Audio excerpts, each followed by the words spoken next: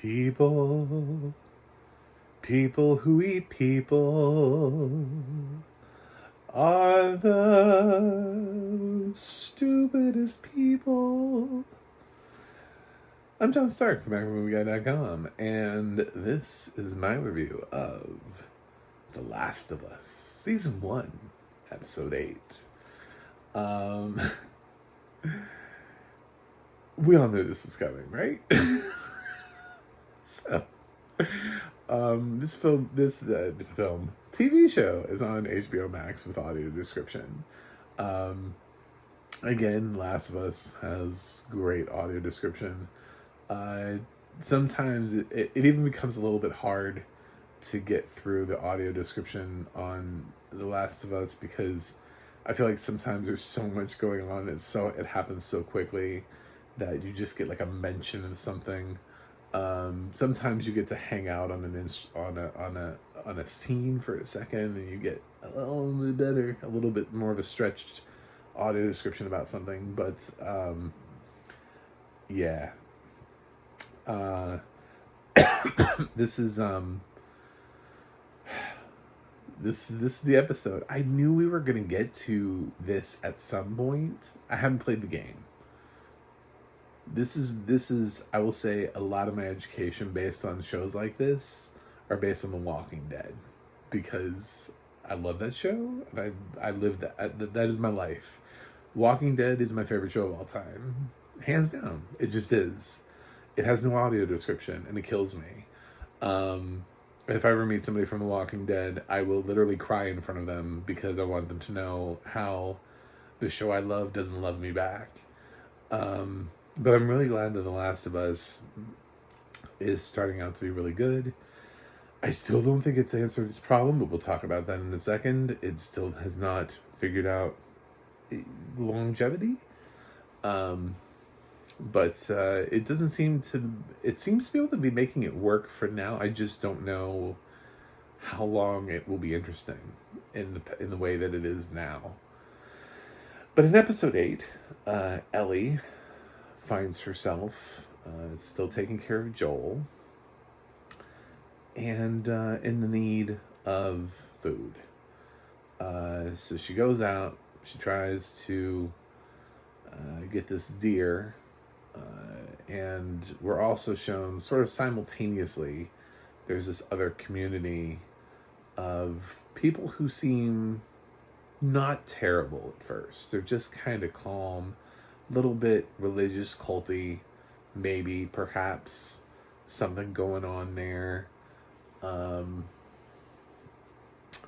And they've just recently lost one of their members, and I probably should have thought about that a little bit longer. Honestly, that got past me. I'm not gonna lie. I did not put two and two together. Nope. They got me. I'm usually a little bit more astute when it comes to things like that, but this time around I was like, fuck, you guys got me. I didn't think of that. And you win. Because they just seemed so much more exhausted and morose, and I didn't really know what to do with them. I was like, I don't know who these people are, but God, they're probably not going to die by the end of the episode. It doesn't really matter. Everybody dies in this show. So they're out also trying to find food for their community, and they kind of end up running into Ellie because the buck that she shoots ends up running a little bit further away from her, and they just kind of stumble upon this dead deer as Ellie's still trying to track the trail of blood, and she holds them up and has an excellent opportunity to trade for medicine for Joel, and they work that out. They talk through it, and then we start to learn a little bit more about these people, and then we start to learn even more about these people, and then we learn too much about these people. The guy that was the school teacher that turned preacher, who became the leader of this group. Yep. yeah, I feel like we're gonna run into more of him along the way. Uh, there was something that was unsettling about him, even when he was trying to be nice, and I was just like, I don't know. I just don't know. I don't. There's something. Something is off, and I was right. It's funny how, and this is why it's so hard for people to make friends in the apocalypse, because, yeah, not every community is going to be right for you, and this community definitely is not right for Ellie. Turns out that guy that Joel killed, well, that also almost killed Joel, uh, is the guy that died, and they're tied together, and he's figured out who Ellie is because the report was that the guy that killed their friend had a little girl with him, and now there's a little girl, so he's just like, well, I mean, how many little girls can possibly be running around out there in the world? So he knows that he's got numbers because his community is bigger than just a dude on a horse and a girl. And yeah, so luckily, though, Ellie does get exactly what she needed, which is the penicillin, even though they end up kind of taking the whole deer, and it looks like they're going to part ways. But then they don't. Then they decide they have to go back and try to find the guy that killed their friend, which is so hypocritical, since we find out after that they are, in fact, cannibals. So, which is even more unsettling because the guy openly admits that not all of the people in his group know that they're cannibals. So, yeah, not really great. There's a scene that sounds kind of horrifying where they find a whole bunch of like decapitated bodies that have been, I guess they're having the meat picked off of them. And that sounded fun. But yeah, I mean, we had this, all roads lead to storyline from The Walking Dead, and where it turned out that they were drawing people in so they could eat them. And these guys are, they have absolutely no qualms about it. But he doesn't want to eat Ellie. He wants to be even creepier. He sees him and Ellie as being able to, if he could just convince Ellie that they could lead together, there are lots of things that they could do together for the world, to save the world together. And I was just like, oh my God, he's cannibal and a pedophile. Wow. We have a guy that is not going to survive this episode.